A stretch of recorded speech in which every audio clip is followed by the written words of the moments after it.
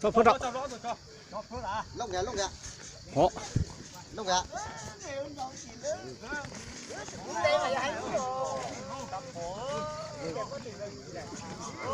Tiếp tay ra, tiếp tay ra.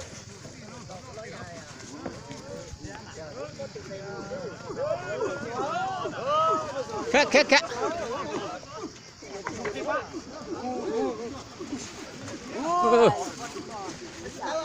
Này ra đây đấy. Chỉ phép, xin này chỉ phép đấy, xin nữa.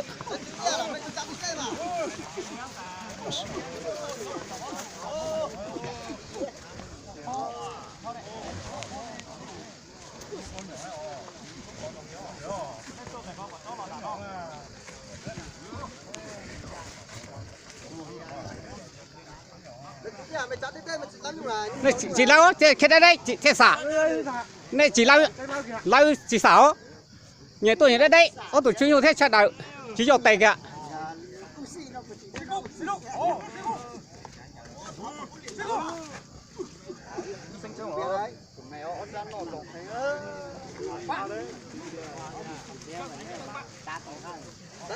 Ra đây. Xí món thở.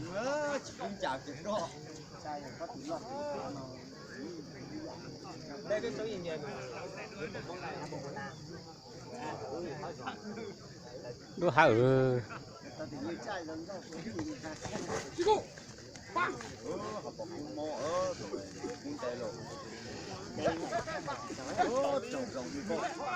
Trời ơi. Trời ơi.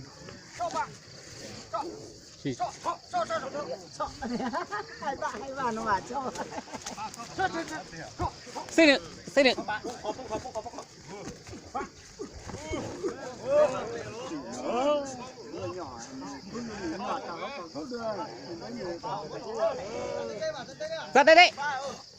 Ra đây.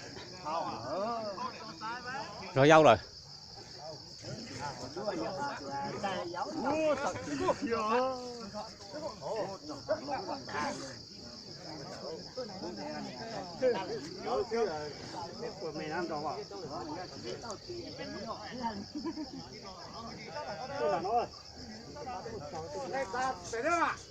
Chặt đây mà, mày chặt đi rồi, em mông à?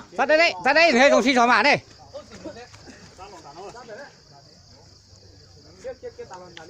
Mày chắn chung để câu này.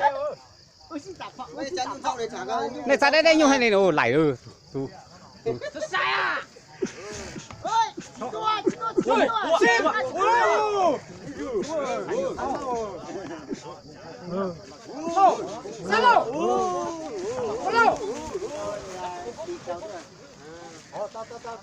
Sao rồi? Ra đây.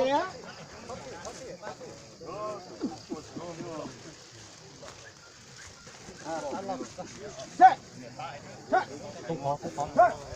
Thế nữa. Thế bạn.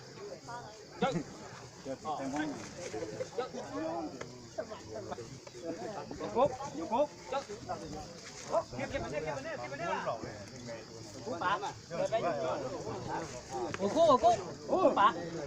Chỉ tiền sao mà bao nhiêu à? Chiếc bao đây. Lau xì.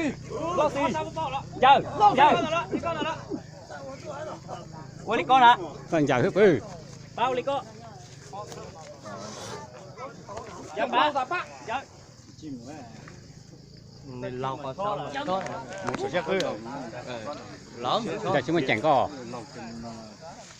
Chín hả? Chỉ cần chờ không? Dập lào.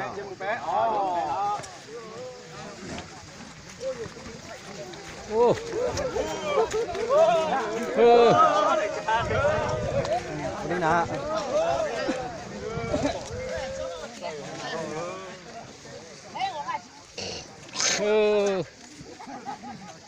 Đâu, mà bác. Thế đây tụi đó.